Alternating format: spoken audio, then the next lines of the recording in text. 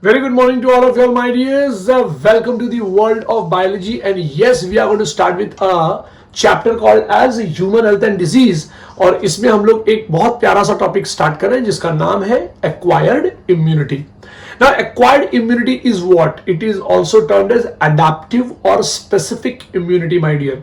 Now, acquired immunity is phylogenetically more recent and found only in vertebrates, my dear. ये बात आप याद रखिएगा. It is only found in vertebrates. Acquired immunity is also known as adaptive immunity or specific immunity. You know, आपके body के अंदर large amount of antibodies produce होते हैं कब? जब लार्ज अमाउंट ऑफ एंटीजेंस आ जाते हैं. Now what do you mean by antigens? Antigens are the foreign particles. याद रहे मेरे बच्चों, antigens are the foreign particle which stimulates what? Which stimulates the immune response और जिसकी वजह से large amount of क्या फॉर्म होना चालू हो जाएगा? एंटीबॉडी फॉर्म होना चालू होगा. हालांकि उसका एक पैटर्न है जो मैं अभी डिस्कस करूंगा, लेकिन एक्वायर्ड इम्यूनिटी के कुछ यूनिक फीचर्स आपको बताता हूं. सबसे पहला फीचर इज स्पेसिफिसिटी. सो यहां पे थोड़ा लिखना चाहूंगा. The first feature which we are going to deal is specificity. Now, what do we mean by specificity, my dear? It is an ability. It is the ability to differentiate between various foreign molecule, my dear. ये बहुत ही important point होता है. It is an ability to what? To differentiate various foreign molecules. पता चल जाता है भाई कि कौन सा foreign molecule पे किस तरीके से प्रहार करना है. Next is something called as a diversity, my dear. Now, you know, this immunity can recognize a vast variety of foreign molecules, my dear. So, diversity आपको याद रखना है. दूसरा इंपॉर्टेंट पॉइंट है discrimination between self and non self. ये बहुत important point है. Body के एंटीबॉडीज और बॉडी के लिम्फोसाइट सेल्स ये सब जानते हैं कि कौन अपना है और कौन पराया है मेरे बच्चों. ना कौन अपना और कौन पराया का मतलब कौन फॉरेन पार्टिकल है कौन बॉडी का पार्टिकल है. तो सेल्फ और नॉन सेल्फ का उनको जो है वो मेमोरी आ जाता है, माय डियर. नेक्स्ट जो टॉपिक होगा, जो तीन मैंने बताया, सबसे पहले मैंने आपको बताया स्पेसिफिसिटी. दूसरा मैं आपको बता देता हूं डाइवर्सिटी. मैंने बताया अलग अलग टाइप के फॉरेन मॉलिक्यूल्स पे अटैक कर सकते हैं. तीसरा होगा डिस्क्रिमिनेशन, बहुत important point, discrimination between dash and dash between self and non-self, so they know that which type of cells are उनका cells है, which type of the cells are of foreign particle or foreign structures या फिर कोई भी बाहर का. दूसरा is something called as a memory, my dear. एक बहुत इंपॉर्टेंट पॉइंट देखा गया कि whenever the immune system encounters with a specific foreign particles, particles or microbes for first time, it generates it generates an immune response and eliminates the invader. वो invader को भगा देता है मार के. बहुत झगड़ा होता है. And this phenomenon is termed as first encounter. The immune system retains the memory, my dear. It retains the memory, अपने पास मेमोरी बना लेता है.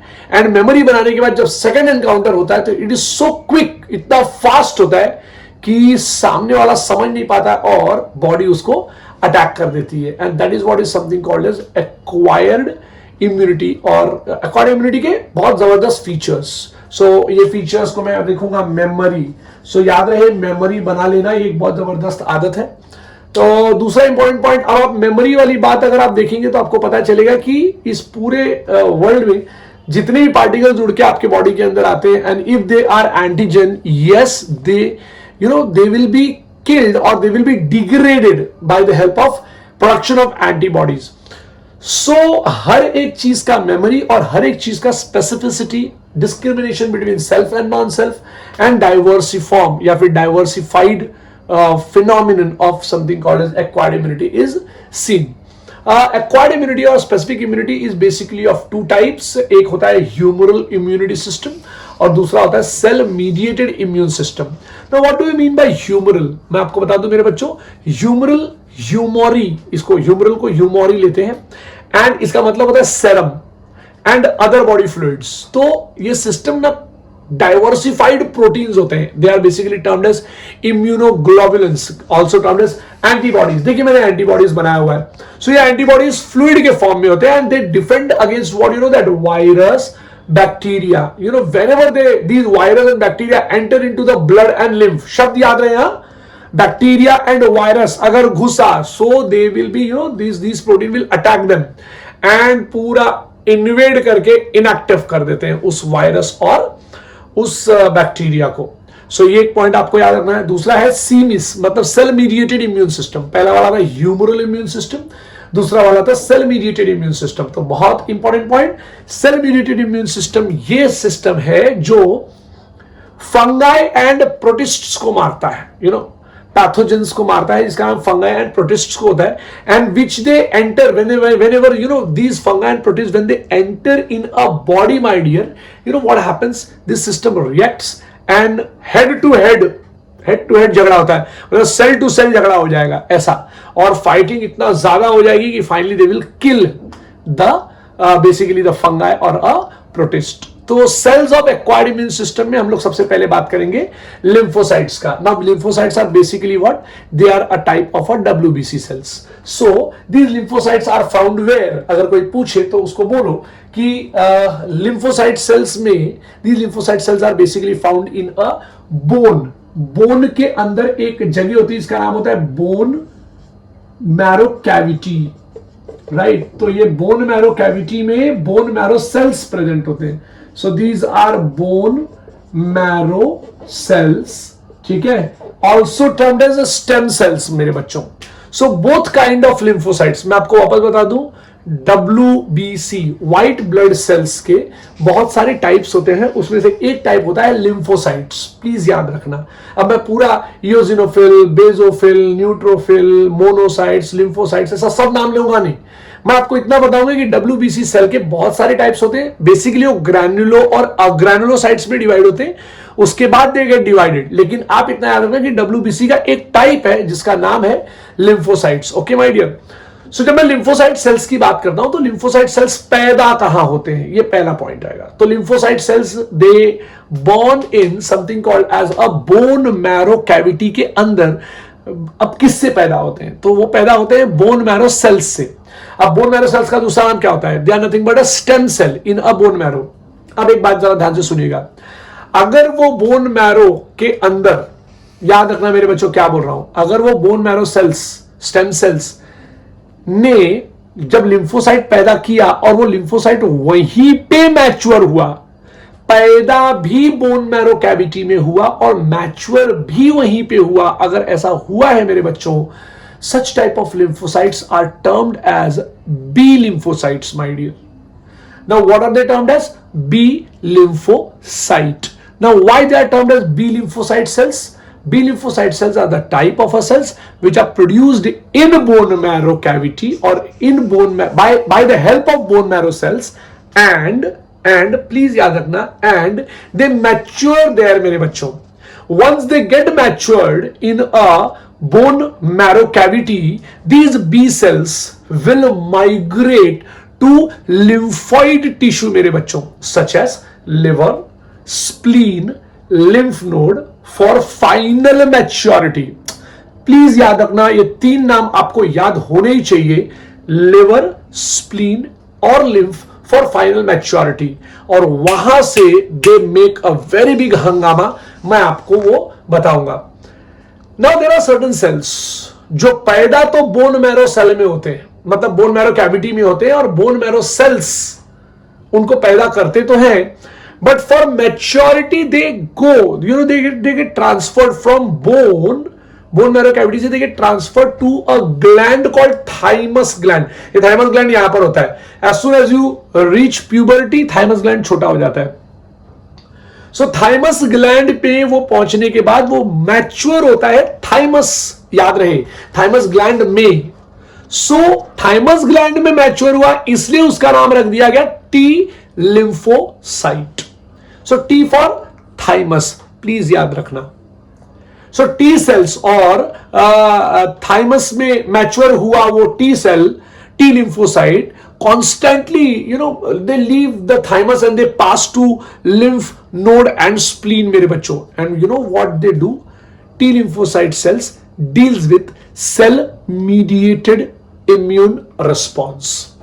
मैं वापस कह रहा हूं, मेरी बात जरा ध्यान से सुनना, कि T lymphocytes deals with cell mediated immune response and B lymphocyte deals with something called as humoral immune response मेरे बच्चों, ह्यूमरल इम्यून रिस्पॉन्स, प्लीज इस बात को याद रखना, ह्यूमरल इम्यून रिस्पॉन्स। ठीक है, अब आपके सामने कुछ और बातें लेकर आता हूं ना। जैसे मैंने आपको बताया कि ये WBC सेल्स होते हैं, सो अगर ये WBC सेल्स है, if they are WBC cells, so these WBC cells are also termed as leukocytes, इस बात को याद रखना है।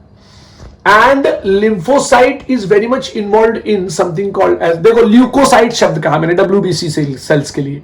अब WBC का एक टाइप होता है lymphocyte sales. Lymphocyte sales please याद रखना, लिख देता हूं यहां पे WBC सेल लिखा। WBC का एक टाइप का सेल मैंने बताया लिम्फोसाइट्स, ठीक है। और लिम्फोसाइट्स के दो सेल्स होते हैं, पहले का नाम होता है बी सेल्स और दूसरे का नाम होता है T cells. Okay, so T for thymus आप शब्द याद रख सकते हैं, बी फॉर आप याद रख सकते हैं बर्सल, बेसिकली इसको बर्सल सेल्स कहा जाता है। ये आपको बार बार नहीं मिलेगा ये सब पॉइंट, बट आपको इसको याद रखना है।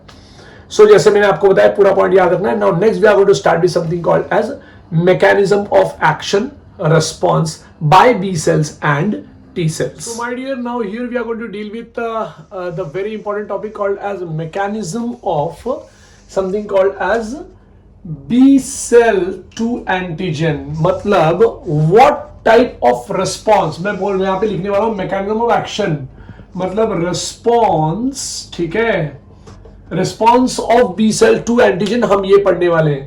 अब यहां पर होता क्या है, now there is an antigen. Antigen का मतलब होता है एनी फॉरेन सब्सटेंस जो तुम्हारे बॉडी में घुसा। तो जब ये एंटीजन घुसेगा तो इसके ऊपर दो टाइप के ये जो है वो दो टाइप का फिनोमिनन यहां पे दिखा सकता है। When it will enter in a blood, the B cells which are present, they get stimulated to produce what? Antibodies, right? लेकिन पैटर्न डिफरेंट है। क्या पैटर्न होगा?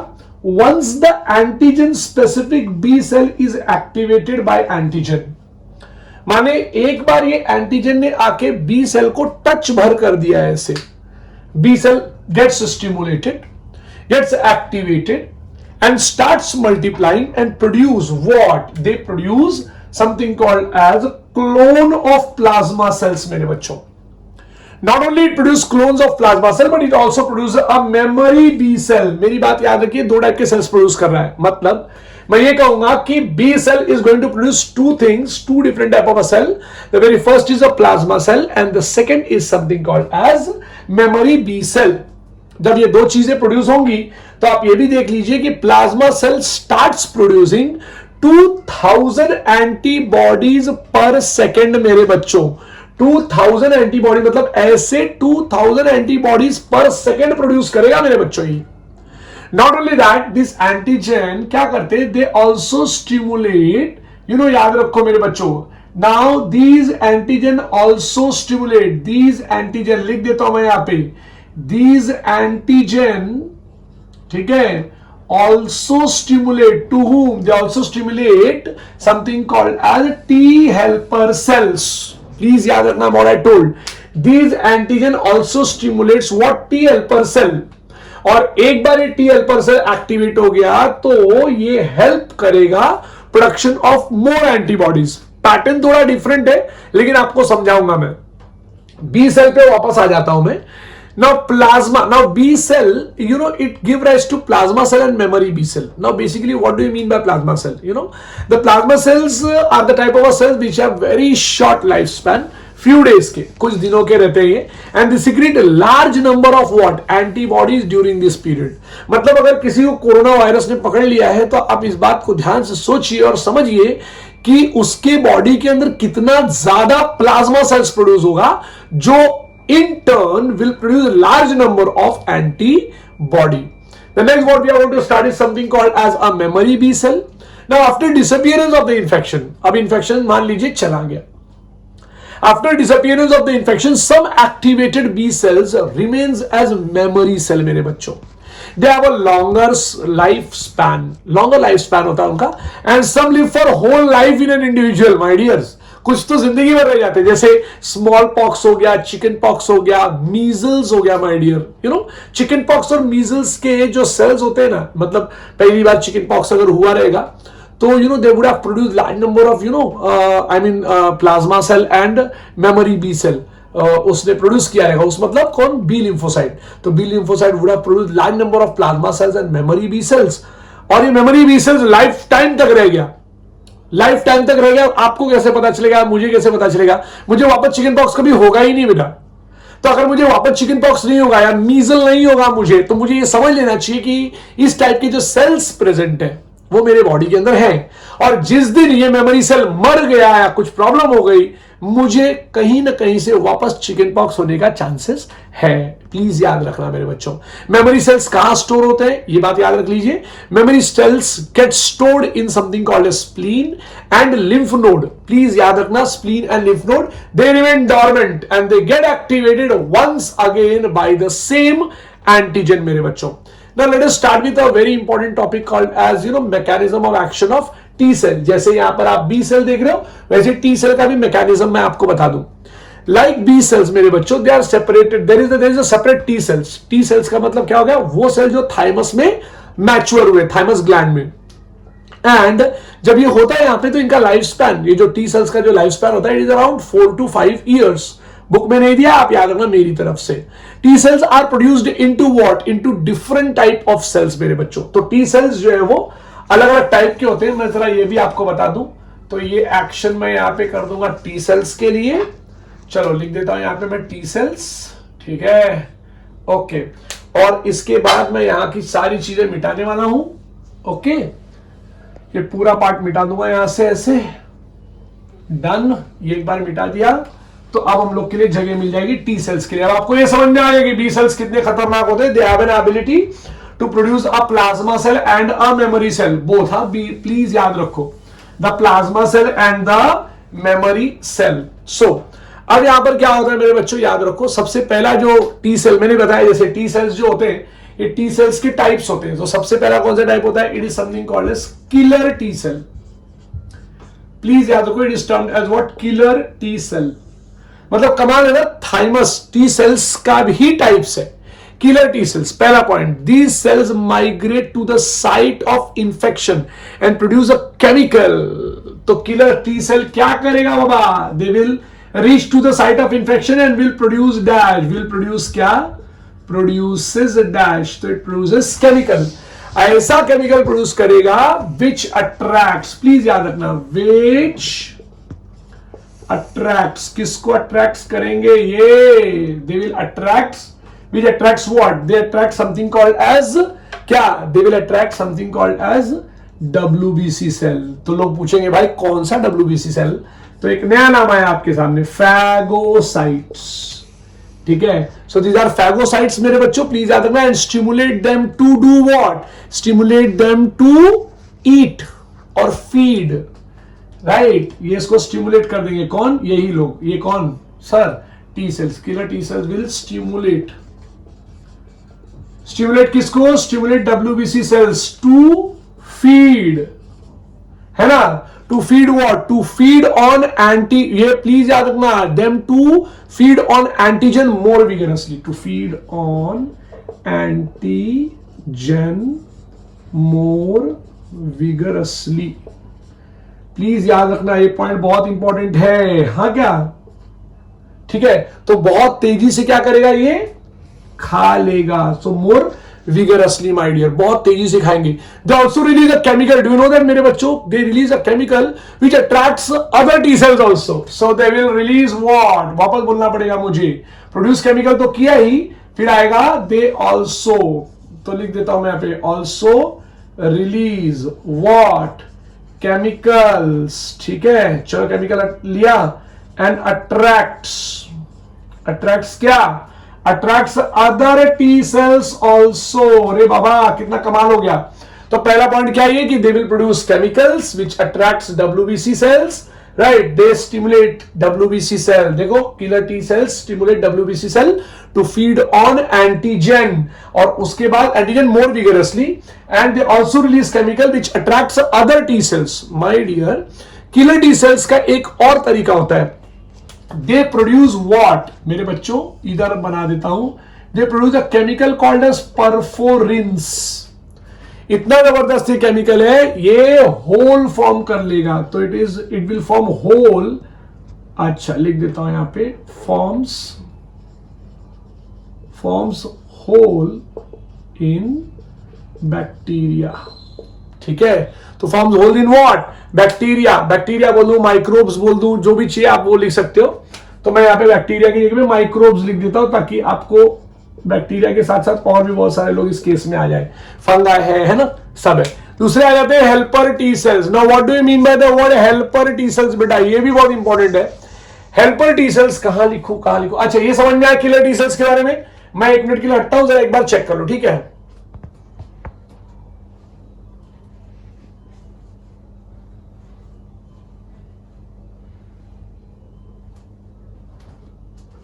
नाउ अभी मेरे बच्चे लोग, अब आप देखेंगे यहां पे मैंने किलर टी सेल्स हटा दिया। अब हम किलर टी सेल्स अभी हटाऊंगा। अब आगे something called as helper T cells. तो किलर टी सेल्स के 3 फंक्शंस याद रखो, 3-4 फंक्शंस। एक, केमिकल प्रोड्यूस करेगा, right.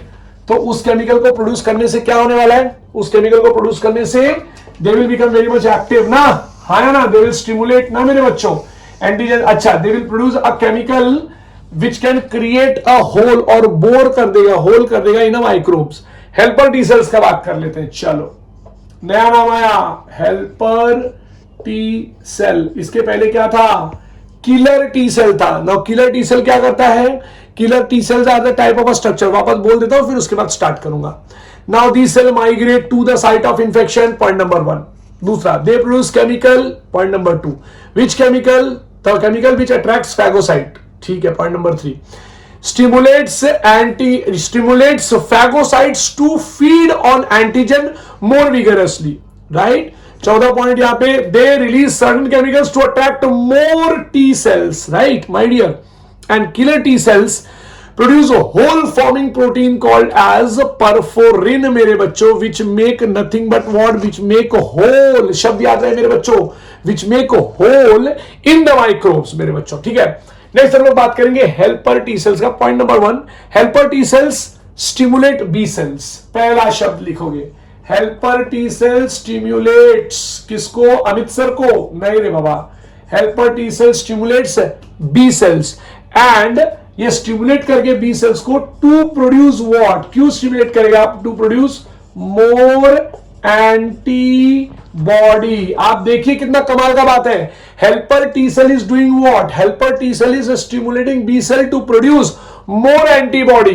These cells are also termed as T4 lymphocytes, please याद रखना। सो हेल्पर टी सेल का दूसरा नाम क्या है भाई? T4 lymphocyte. अभी मैं कुछ देर में आपको इसके बारे में बताने वाला हूं, बहुत important word. T4 lymphocyte due to the presence of dash, इनके पास होता है CD4 रिसेप्टर प्रोटीन, स्पाइक्स होता है मेरे बच्चों इनको, ठीक है ना। CD4 रिसेप्टर प्रोटीन्स प्रेजेंट होता है ऑन प्लाज्मा मेम्ब्रेन, ठीक है। अब आप देखेंगे टी हेल्पर सेल कितना जबरदस्त है। They are the one who stimulate B cell to produce large amount of antibody. They have CD4 proteins present on their plasma membrane, the spikes मेरे बच्चों, right? Now helper T cells enhances the response to an antigen. तो लिख देता हूं मैं, it enhances the response to antigen, means they will be so fast, so active to catch any type of N antigen. मतलब अगर antigen आया तो पकड़ने में टाइम नहीं लगाता वो, राइट।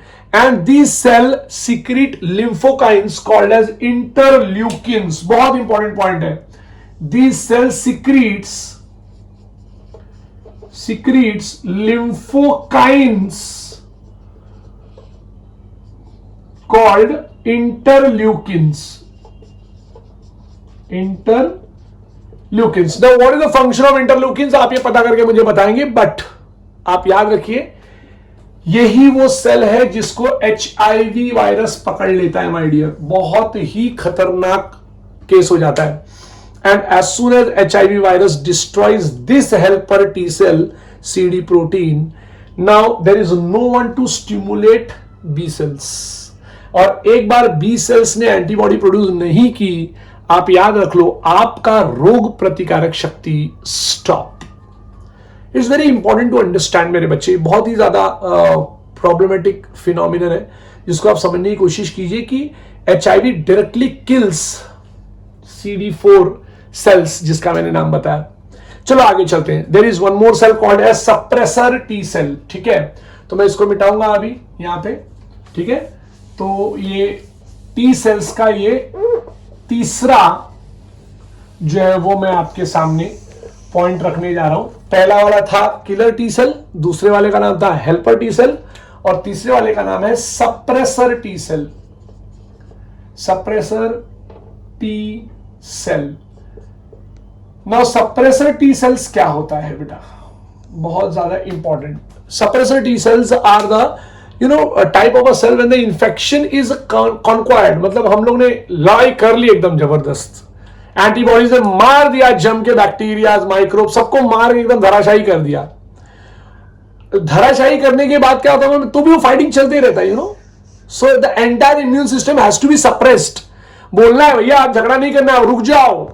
तो रोकने के लिए जो सेल आता है मेरे बच्चों, the name of that cell is suppressor T cells. So when infection is conquered, they suppress, they मतलब the suppressor T cells suppress the entire immune system from attacking the body cells. Body cells को ही मारना चालू कर देते हैं, तो body own sales को ये अटैक नहीं करते, प्लीज याद रखना। Some of them become memory cell मेरे बच्चों। अब मेमोरी सेल बोला है तो नया नाम आएगा अब कि there is one more type called as memory T cells. ना अगर मैं बात करूं मेमोरी टी सेल्स का, तो बाप रे ये लोग भी बहुत जबरदस्त सेल्स होते हैं। It's never forgives it's enemy मेरे बच्चों, याद रखो। Because of their good memory they swing into action very fast मेरे बच्चों, and whenever the same pathogen comes back they kill it. तो प्लीज आप इस बात को याद रखना, ये बहुत ही ज्यादा इंपॉर्टेंट है, ठीक है। सेल मीडिएटेड इम्यून सिस्टम भी मैं आपको एक बार एक्सप्लेन कर देता हूं। अभी तक तो मैंने ह्यूमरल इम्यून सिस्टम आपको एक्सप्लेन किया, mechanism action of B cell and mechanism action of T cells, और उसके टाइप्स बताए मैंने आपको। एक बार और इस वीडियो को देखिएगा ताकि आपको सारे सेल्स के बारे में पता चल जाए। सेल मीडिएटेड इम्यून सिस्टम जो है वो बेसिकली दो लोगों से हैंडल होता है। इट्स लिम्फोसाइट्स, जो मैंने अभी अभी नाम बताया, 1-to-1 झगड़ा करने के लिए कभी कभी रेडी हो जाते हैं। And then comes something called antigen processing cells. Antigen processing cells में सबसे पहला नाम आता है मैक्रोफाज का, दूसरा नाम आता है बी लिम्फोसाइट्स का, और तीसरा नाम आता है डेंड्राइटिक सेल्स का। ये तीन सेल्स कौन है ये आपके एनसीईआरटी बुक में नहीं दिया है, बट आप इसका पता लगाएंगे, ठीक है। ओके, इसके बाद हम लोग स्टार्ट करेंगे एंटीबॉडी का discussion. Okay, so now what you are going to study is something called as antibody, and antibodies are also termed as immunoglobulin my dear. They are the type of structures which are being produced by plasma cells, and yes, this immunoglobulin molecule shows a presence of 4 polypeptide chains. I mean, I can say that they are made up of 4 polypeptide chains, the 2 heavy chain and the 2 light chain, my dear. ये दोनों देखो heavy chain हो जाते हैं, और ये दोनों जो है वो light chain हो जाते हैं। Heavy chains are also termed as long chains, and light chains are termed as short chains, my dear. Basically, they look like a Y-shaped structure. They show a presence of a lock and key function, my dear. This leads to the formation of antigen-antibody complex, because antigen gets attached here. Now, this is what is something called as antigen binding site at both the sides, my dear. Right? Now you can see here, देखिए मैं ऐसे इस तरीके से mark कर रहा हूं। This is something called as a variable region. Please याद रखना, ये वेरिएबल रीजन मैंने बनाया है यहाँ पे, तो ये वेरिएबल रीजन आप प्लीज ध्यान दीजिए मेरे बच्चों, ओके। हाँ, फिर मैं बाकी की चीजों पे जाऊंगा। तो variable region in light chain भी होता है, और variable region in something called as heavy chain भी होता है। जहां पे मैंने ऐसे मार्किंग्स नहीं की है उसको हम लोग कहते हैं constant region, my dear. So basically this is termed as a variable region. अब मैं लिखना चालू करूंगा तो यहां पे होगा variable region of L chain, right है या नहीं है मेरे बच्चों। और ऊपर की तरफ यहां पे लिखूंगा तो ये आएगा वेरिएबल रीजन, ठीक है। सो it is variable region of heavy chain मेरे बच्चों, एच चेन लिख सकता हूं मैं यहां पे, variable region of heavy chain my dear, ठीक है। हाँ, सो ये दोनों तरफ होगा, प्लीज आप याद रखिएगा, ठीक है। और ये जो बच गया है इसको हम कहते हैं कांस्टेंट रीजन, प्लीज याद रखना, it is constant region of heavy chain, ठीक है। हाँ, और ये जो पार्ट है ना मेरे बच्चों, इसको बोलते हैं constant region of light chain. So light chain में दो रीजन होंगे, variable region and constant region. Heavy chain में दो रीजन होंगे, something called as variable region and constant region. The both the ये जो स्ट्रक्चर है, हिंज जो आप देख रहे हैं, this is termed as hinge, ये वाला जो एरिया है टर्म्ड एज हिंज, और ये it is being completely binded by sulphur, sulphur disulphide bonds है। एंड मैं आपको बता दूं, the scientific study of interaction between antigen and antibody in blood is termed as serology. KM, Cooper, J, आप किसी भी मेडिकल हॉस्पिटल में जाओ, वहां पे आपको सेरोलॉजी डिपार्टमेंट, हिमेटोलॉजी डिपार्टमेंट दिखेगा। आई होप कि आप बहुत जल्दी पहुंचे एज अ डॉक्टर स्टूडेंट, पहले तो स्टूडेंट पहुंचे फिर बाद में डॉक्टर बने, right. So basically each antigen has many different antigenic determinants basically, each of which is matching to specific antibody. Her antigen के पास अपना एक प्रॉपर डिटर्मिनेंट होता है, एंटीजेनिक डिटर्मिनेंट होता है, और वो एंटीजेनिक डिटर्मिनेंट आके बैठ जाता है किसके ऊपर। देखिए इमेजिन कीजिए, इट इज लाइक दिस। सो ये एंटीजेनिक डिटर्मिनेंट होगा, ये एंटीजन का होगा, फॉरेन पार्टिकल का एंटीजेनिक डिटर्मिनेंट होगा, ये आके बैठ जाएगा ऐसा। किस पे बैठ गया? Antigen binding site. तो एंटीजन में होता है एंटीजेनिक डिटर्मिनेंट्स, बार बार कह रहा हूं प्लीज याद रखना, एंटीजन में होता है एंटीजेनिक डिटर्मिनेंट्स, और एंटीबॉडी में होता है एंटीजन बाइंडिंग साइट। दिमाग में बिठाइए, ठीक है। सो बेसिकली आप याद रखिएगा, it is antibody mediated immunity. ये आपको ये इस तरीके का एक नॉलेज दे रहा है। ये बोर्ड से आप जो डायग्राम देख रहे हैं, it is providing your knowledge that this antibody, अगर मैं कहता हूं तो it is humoral immunity my dear. Please आप याद रखना, humoral immunity my dear, okay. एक और खास बात मैं आपको बता दूं जो बहुत ज्यादा जरूरी है, कि जैसे 4 पेप्टाइड हमने बात कर लिया, 2 small light chains, 2 long heavy chains, H2L2 इनका नाम रख दिया गया, right. Antibodies are found in blood, right. So the response is also called as humoral immune response, and cell mediated immunity is mediated by T lymphocytes, जो मैंने आपको बताया है। अब एंटीबॉडीज जो अपना इफेक्ट दिखाते हैं ना बेटा, उसके 3 तरीके होते हैं। The very first is agglutination, please याद रखना, बहुत इंपॉर्टेंट पॉइंट है। It is agglutination my dear, ये पहला पॉइंट। दूसरा पॉइंट होगा ऑप्सोनाइजेशन, ठीक है। प्लीज याद रखना कि एंटीबॉडीज आपको, मतलब एक एंटीजन को मारने के लिए एंटीबॉडी कितने तरीके का रुख अपना सकती है, कितना तरीका अपना सकती है, वो मैं आपको दिखाने जा रहा हूं। एग्लूटिनेशन एक पॉइंट, ऑप्सोनाइजेशन दूसरा पॉइंट, और तीसरा पॉइंट होगा neutralization. Now what do you mean by this, ये भी मैं आपको लाइन टू लाइन एक्सप्लेन करूंगा। बट एंटीबॉडी आपको 3 तरीके से आपको जब मैं कहता हूं it is antigen, antibody antigen को मारने का 3 तरीका ढूंढती है। मतलब माइक्रोब्स, बैक्टीरिया, फंगस, वायरस, जिन लोगों को पकड़ना या मारने का जो काम है एंटीबॉडी का, it can be done into 3 ways. The very first way is agglutination. Now what do you mean by agglutination? Agglutination of particulate matter including bacteria and virus is being done. ये जाम, माने हर जगह से पूरे blood को जाम कर दिया जाएगा, मतलब पूरे ब्लड को इमोबाइल कर दिया जाएगा। That is what is something called as agglutination. Next is something called opsonization. Bacteria के ऊपर पूरा एक कोट फॉर्म करेंगे ये, प्लीज याद रखना what I am telling it to you. Opsonization में बैक्टीरिया के ऊपर पूरा एक कोट फॉर्म करेंगे to facilitate their subsequent phagocytosis by the cells. मतलब वो दूसरे फैगोसाइट सेल्स को बुलाएंगे भी, एंटीबॉडीज ने पकड़ के रखा है ना, तो दूसरे जो सेल्स है, टी हेल्पर सेल्स, प्लाज्मा, ये क्या कहते हैं अपना बी लिम्फोसाइट सेल्स, ये जो और बाकी फैगोसाइट्स को आप बुला लेंगे और पूरा कवर्ड जो होगा उसको खा लेंगे। So here these antibodies are termed as opsonins, means उन्होंने पूरा पकड़ लिया, कैसे किसी को गोनी में पकड़ लिया, ऐसा कवर कर लिया। तो it is something called as opsonization. Next comes is neutralization. Bacteria releases toxin, so here these antibodies they become a toxin को मारने वाला केमिकल।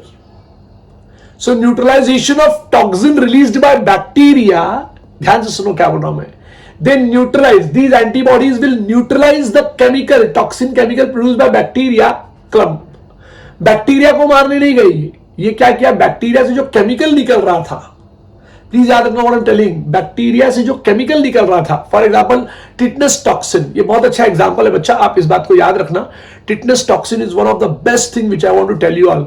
यू नो यहां पे न्यूट्रलाइजेशन होता है, right? So antibodies basically do not kill bacteria here, they killing करने का अगर प्रोसीजर होगा तो वो अग्लूटिनेशन या ऑप्सोनाइजेशन के थ्रू होगा। लेकिन यहाँ पे बैक्टीरिया के टॉक्सिन को अगर खत्म करना है तो what they will perform, you know, they will perform something called neutralization. Now there are certain types of antibodies जो मुझे बताना बहुत जरूरी लगता है, तो मैं आपको बताऊंगा कि एंटीबॉडीज एक्चुअली कितने टाइप की होती हैं। हालांकि आपके बुक में इसका इतना ज्यादा डिस्कशन नहीं है, बट मुझे ऐसा लगता है कि मैं थोड़ा सा डिस्कशन कर लूंगा तो मुझे भी थोड़ा सा अच्छा लगेगा। सो जब आप डिस्कशन का बात करेंगे तो there are 5 types of antibodies इस दुनिया में होता है। तो ये 50 स्टेटमेंट याद रखने से अच्छा है कि मैं जो है वो छोटे छोटे तरीके से और पैटर्न से याद रखूं। सो इम्यूनोग्लोबुलिन में सबसे पहला आएगा IgG। मैं सबसे पहला IgG रखूंगा, जी के बाद रहेगा A, फिर रहेगा M, फिर रहेगा E, फिर रहेगा D। तो कोड हो गया GAMED, गेम्ड। तो IgG, IgA, IgM, IgE and IgD मेरे बच्चों, ठीक है। सो पहला हम लोग बात करेंगे IgG के लिए। अब आपने सोचा होगा कि अमित सर आपने पहले IgG क्यों रख दिया? पहला पॉइंट आएगा, ये है मोस्ट एबंडेंट, सबसे ज्यादा। कोई भी पूछे आपसे सबसे ज्यादा इम्यूनोग्लोबुलिन कौन सा मिलता है, बोलो उसको IgG 75%। प्लीज याद रखना, IgG is the only maternal immunoglobulin that is normally transported across the placenta मेरे बच्चों, and they provide natural passive immunity in the fetus। मैं ये आपको बाद में बताऊंगा natural passive immunity का मतलब क्या होता है, बट आप इतना याद रखना कि it is the only immunoglobulin that pass through placenta। so लिखेंगे यहां पे transported through placenta। It's very important my dear, आप इस बात को याद रखना, बहुत काम आएगा आपको ये सब अभी जो मैं बता रहा हूं। तो प्लासेंटा को ये क्रॉस कर देता है, ये पॉइंट आप याद रखना।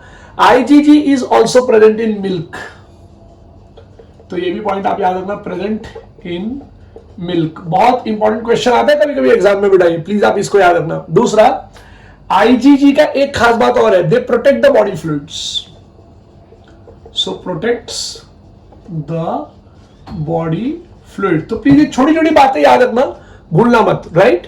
And it is the one which stimulates phagocytes and the complement system. तो खाली इतना लिखूंगा, स्टिमुलेट्स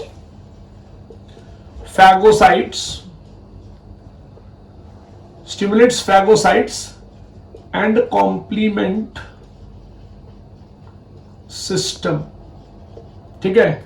अब हम लोग बात करेंगे IgA का। मैंने जैसे बताया था GAMED, गेम्ड, सबसे पहला पॉइंट। कितना परसेंट है सर? रुको दूसरे कलर के पेन से लिखते हैं। It is basically 10% my dear, 10% होता है of a serum immunoglobulin. And याद रखना, major immunoglobulin in colostrum, so it is found in colostrum. Please याद रखो, it is the first milk of a mother my dear. Colostrum is the first milk of a mother मेरे बच्चों। तो it is colostrum, याद रखना मेरे बच्चों। It protects from inhaled and ingested pathogen, बहुत इंपॉर्टेंट पॉइंट। प्रोटेक्ट्स फ्रॉम कौन से दो पैथोजन? इनहेल्ड एंड इंजेस्टेड, बहुत ही अच्छा वर्ड है ये, इंजेस्टेड पैथोजन। प्लीज याद रखना, वेरी इंपॉर्टेंट पॉइंट। तो ये दो बातें याद रखना है, बहुत जरूरी है। That is also excreted through faces मेरे बच्चों, ये बहुत इंपॉर्टेंट पॉइंट है। So excreted through faces, ठीक है। इसलिए इसका नाम होता है कॉप्रो एंटीबॉडी। बहुत ही इंपॉर्टेंट पॉइंट मेरे बच्चे, कॉप्रो एंटीबॉडी बोलते हैं हम इसको यहाँ पे, कॉप्रो एंटीबॉडी मेरे बच्चों। सो आपके सामने यहां पर आपको दो का एक्सप्लेनेशन मैंने एकदम प्रॉपरली दे दिया। IgG, IgA, IgM और IG, ठीक है, धीरे धीरे करते हैं, GAM करते हैं। तो अभी IgM कर लेते हैं पहले। Now let us talk about IgM. पहला पॉइंट, लार्जेस्ट IG, ये बहुत इंपॉर्टेंट पॉइंट है बच्चा। लार्जेस्ट IG होता है ये, लार्जेस्ट इम्यूनोग्लोबुलिन, IgM मेरे बच्चों, ऑल्सो कॉल्ड एज मैक्रोग्लोबुलिन। मैं ये नहीं बताऊंगा, लेकिन आप इतना याद रखना, it is at least 5 time larger than IgG। तो लिख देता हूं मैं यहां पे 5 टाइम्स लार्जर देन IgG, याद रखना। दूसरा, इसका काम क्या है? एक्टिवेट्स बी सेल, बहुत ही important word, activates dash cells मेरे बच्चों। एक्टिवेट्स बी सेल माने बर्सल सेल, जैसे मैंने आपको बताया था मेरे बच्चों। Earliest immunoglobulin to be synthesized by fetus, बहुत ही इंपॉर्टेंट पॉइंट, ये सब आप याद रखेंगे। Earliest IG synthesized by dash, तो आएगा आंसर सिंथेसाइज्ड बाय फीटस मेरे बच्चों। यू नो कब से? Beginning of 20th week of the age, बहुत इंपॉर्टेंट पॉइंट है। 20वें हफ्ते में प्रोड्यूस करना शुरू कर देते हैं, ठीक है। सो ये आप याद रखेंगे, ओके। IgG, IgA और IgM, तो ये IgG 3 बता दिया मैंने, GAM। अब आएगा नंबर आपका IgE से, राइट, GAME।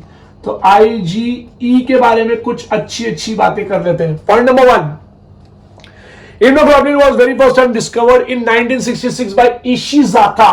प्लीज याद रखना, Ishizaka, it's very important. Ishizaka नाम के साइंटिस्ट ने इसको डिस्कवर किया था, ये इम्यूनोग्लोबुलिन ई को, प्लीज याद रखना। एंड यूनिक प्रॉपर्टी होता है, इट इट इसको हीट लैबिलिटी जिसको बोलते हैं, it is inactivated at 56 degree Celsius in 1 hour मेरे बच्चों। So it has it has exhibit unique property, मतलब 56 डिग्री सेल्सियस तक चल सकता है ये। आपको ये याद नहीं रखना, बट मेरे दिमाग में आ गया तो मैंने बोल दिया आपको। IgE mediate with type 1 hyper sensitivity, माने याद रखना, it mediates with type 1 hyper sensitivity. मतलब अगर किसी पर्सन को ओवर रिएक्शन हो जाए तो याद रखना ये एलर्जिक रिस्पॉन्स में भी काम आता है। तो इट मीडिएट्स विद डैश, तो नाम आएगा एलर्जिक रिस्पॉन्स, ठीक है। सो आपने पढ़ लिया GAME और अब आप पढ़ोगे IgD। मैं बता दूं, it is present on the surface of B lymphocytes, ये बहुत इंपॉर्टेंट पॉइंट है। पहला पॉइंट ये प्लीज याद रखना, it is present on the, मैं मिटाता हूं, एक काम करता हूं, मैं थोड़ा हटता हूं, आप इसको देख लीजिए, ठीक है। सो IgG को मैं जो है वो अभी हटाऊंगा, तो आप प्लीज याद रखना, और इस जगह पे हम लिखेंगे, एक मिनट रुको,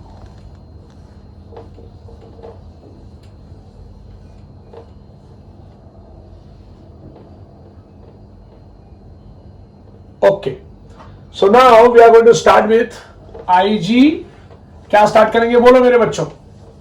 GAMED हो गया ना, GAME, अब होगा IgD। चलो IgD रख लेते हैं, ठीक है।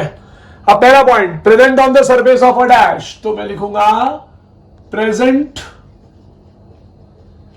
On the surface of